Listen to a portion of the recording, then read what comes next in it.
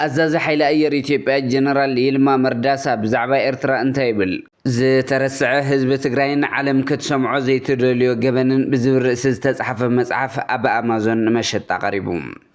እስራኤል ንሶማሊላንድ ድሕሪ ኣፍልጦ ሃገርነት መሃባ ባይቶ ተወከልቲ ህዝቢ ኢትዮጵያ ኣብ ጉዳይ ሶማሊላንድ ተቐሚጡሎ ኢትዮጵያ ኣብ ሩባ ኣባይ ዝኾነ ግድብ ክትሰርሕ ምስ ተፈትን ዝተዋደደ መልሲ ከም እትረክብ ግብጽ ኣፍሊጣ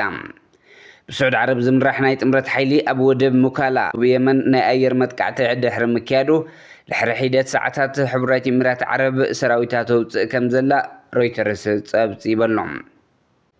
اب موداتا زينانا تركي اب زمص عمت كوعت ندادي اب سوماليا كم تجمر غليص الله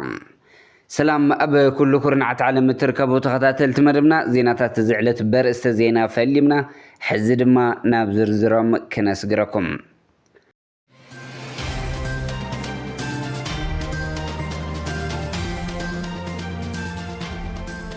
زترسع حزب تግራይ ዓለም ክትሰምዖ ዘይትደልዮ ገበንን ብዝብል ርእሲ ዝተጻሕፈ መጽሓፍ ኣብ ኣማዞን ንመሸጣ ቀሪቡሎ ደራሲ እታ መጽሓፍ ዶክተር አዲስ አለም በላይ እንትኸውን 208 ገጻት ዘለዎ መጽሓፍ ዝተረስዕ ህዝብ ትግራይ ዓለም ክትሰምዖ ዘይትደልዮ ገበንን ፈትሒን ህዝብ ትግራይ ዝጠልብን ንኣስታት 3 ዓመታት ህዝብ ትግራይ ኣብ መበል 21 ክፍለ ዘመን ካብ ዘጋጥሙ ኣዝዮም ኣረመናውያን ሰብኣዊ ቅልውላዋት ዝሓለፈ ድልሃመት ዝተፈጸሙ ገበናትን ብዕምቆት መረዳእታ ተሰኒዳ ዝቐረበት እያ ደራሲ እታ መጽሓፍ አዲስ አለም በላይ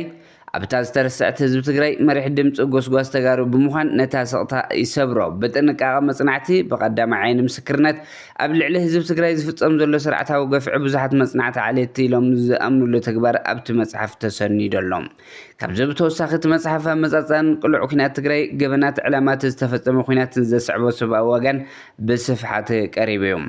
እዛ መጽሓፍ ኣብ ታሪኽ ኩናትን ንላዕሊ ጻውዒት ፈትሒ እያ ዝበለ መብርሂ እቲ መጽሓፍ ድምፂ ዘይብሎም ድምፂን ምዃንን ዓለም ነቲ ክትርስዖ ዝፈተነት ክትዝክሮ ዝጠልብን እዩ ተባሂሉሎም أزاز حيل أير إثيوبيا جنرال يلما مرداسا بزعبا إرترا انتايبل كاب دسيتات حنش ناب رئيسة كتما إرترا أسمرا ذلو رحقات بقمت كاب 100 كساب 200 كيلومتر يو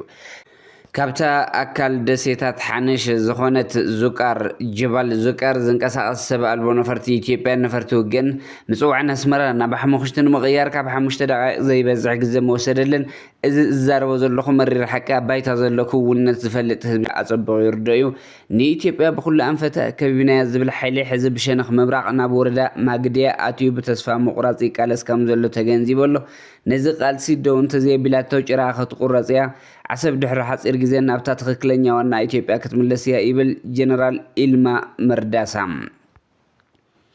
እስራኤል ንሶማሊላንድ ድሕረ ፍሉጥ ሃገርነት መሃባ ባይቶ ተወከልቲ ህዝቢ ኢትዮጵያ ኣብ ጉዳይ ሶማሊላንድ ተቐሚጡሎ እስራኤል ንሶማሊላንድ ድሕረ ፍሉጥ መሃባ ካልኦት ሃገራት ከም ግብጽ ጅቡቲ ቱርኪ ዝኣመሰላ ቅልጡፍ ዝኾነ ተቃውሞ ዘስማዕ እንትኾና ወያ ቀዲማ ፍሉጥ ዝሃበት ሃገር የትብል ኢትዮጵያ ድማ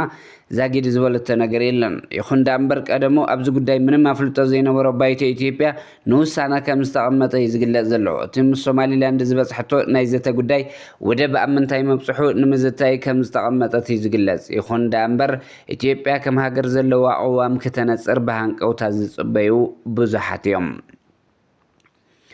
ኢትዮጵያ ኣብ ሩባ ኣባይ ዝኾነ ግድብ ክትሰርሕ ምስ ትፍትን ዝተዋደደ መልሲ ከም እትረክብ ትፍለጥ ግብጽ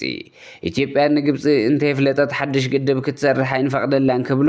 ወፃኢ ጉዳይ ሚኒስተር ግብጽ ብድር ዓብድላቲ ተዛሪቦም ኢትዮጵያ ኣብ ሩባ ኣባይ ሓድሽ ግድብ ንምህናጽ እንተደልያ ኣቀዲማ ምስ ግብጽ ክትረዳዳ ኣለዋ እንተዘይ ኮይኑ ግን ዝተዋደደ ግብረ መልሲ ክፍነወላ እዩ ክብሉ ገሊጾም ኣለዉ እዚ መልሲ ድማ ሕጋውያን ናይ ውድብ ሕብራት መንግስታት ቻርተር መሰረት ገይሩ ከም ዝኾነ يحبر ግብጽ ዘለዋ ምትፍናን ምስ ኢትዮጵያ ዘይኮነ ምስ መንግስቲ ኢትዮጵያ ካብ ዝወስዶ ዘለውን ናይ በይናዊ ስጉምቲ ዝተሓሓዝዩ ክብሉ ገሊጾም ኣለዉ بسعود عرب زمرح نايت امرت حيلي ابو ودب مكالا دبوب يمن ناي اير مزقعت دحر مكيادو دحر حيدات ساعات حبراتي امرات عرب سراويتا توص كم زلا رويترز صابص يبلو سعود عرب حيلتات عربي مريت اوشت 24 ساعات كابتا هاجر يمن كوصو اطنقا منبرا ذكر كوينو زترفو حيلتات كاب يمن توص كم زلا دما حبير الله منيسر مكلخال حبراتي امرات عرب ትማሊ ሶሉስ ከም ዝገለጾ ድሕሪ ኣብ ዓመት 2019 ኣብታ ሃገር ተሪፈን ዝነበራ እንኳ ሓይልታት ዝኾነ ኣሃዱታት ተዋጋእቲ ግብረ ሽበራ ተልእኾን ብፍቓደን ከም ዝዛዘማ ገሊጾሎም እቲ ውሳነ ዝመፀ ድሕሪቲ ኣብ ዝቐረባ እዋን ዝተራየ ምዕባለታት ስዒቡ ዝተገብረ ንኹሉ ዝሓቆፈ ገምጋም ምዃኑ ትካል ዜና መንግስታት እታ ሃገር ንመግለፂ እቲ ሚኒስትሪ ብምጥቃስ ጸብጺበሎም ከም ዝፍለጥ ስዑድ ዓረብን ኢምራት ዓረብን ኣብ ክልተ ፖለቲካዊ ጫፋት ዝርከባ ኮይነን ኣብ ድሕሪ ድማ ዝተፈላለዩ ሃገራት ኣሰሊፈን ዝንቀሳቐሳ ዘለዋ ሃገራት እየን ብፍላይ ድማ ኣብ ዝቐጠና ከም ኤርትራ ሱዳንን ዝበላ ኣብ ጎኒ ስዑድ ዓረብ ከም ንበዓል ኢትዮጵያ ድማ ኣብ ጎኒ ኢምራት ዓረብ ተሰሊፈን ዘለዋ ናይ ዝቐጠናና ሃገራት እየን ፕሬዚደንት ኣሜሪካ ዶናልድ ትራምፕ ዋሽንግተን ንመደባት ኒውክሌራዊ ባላስቲክ ሚሳይላት እንተቐፂላ ካሊእ መጥቃዕቲ ኣብ ልዕሊ እስላማዊ ሪፐብሊክ ትድግፍ ትኽእል እያ ድሕሪ ምባሎም ኩሎም ወገናት ኣብ ልዕሊ ኢራን ካብ መጥቃዕቲ ክቆጠቡ ክሬምሊን ይላወላ ኣላ وهاب قال كرملين ديمتري بيسكوف نغازيطኛታት ኣብ ዛብዎ መግለጺ ኣብቲ ዞባ ወጥሪ ከጋድድ ካብ ዝኽእል ዝኾነ ይኹን ስጉምታት መቁጣብ ኣድላይ ኢልና ንኣምን ቅድሚ ኩሉ ልዕሊ ኩሉ ድማ ምስ ኢራን ዘተ ኣድላይ ኢልና ንኣምን ሩስያ ምስ ኢራን ጥቡቕ ርክብ ከተማዕብል ምዃና ድማ ንገልጽ ይብሎም ኣብ መወዳእታ ዜናና ቱርኪ ኣብ ዝቕጽል ዓመት ኣብ ሶማልያ ኳዕቲ ነዳዲ ክትጅምር ምዃና ፍሊጣ ፕሬዚደንት ረሲብ ታይብ ኤርዶጋን ምስ ሶማልያዊ መዘኖ ሓሰን ሼክ ማሕሙድ ኣብ አንካራ ድሕሪ ዘካየድዎ ርክብ ነቲ ስምምዕ ኣፍሊጦም ኣለዉ ንሓድነትን ላዕላውነትን ሶማልያ ዘለዎም ደገፍ ገሊፆም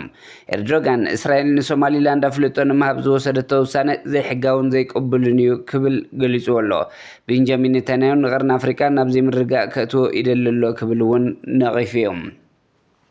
باركس كبرات تخطات المدبنا زينات زعلت أبزكم بيتنا سسنا نعخم سلام نعخ تقرأي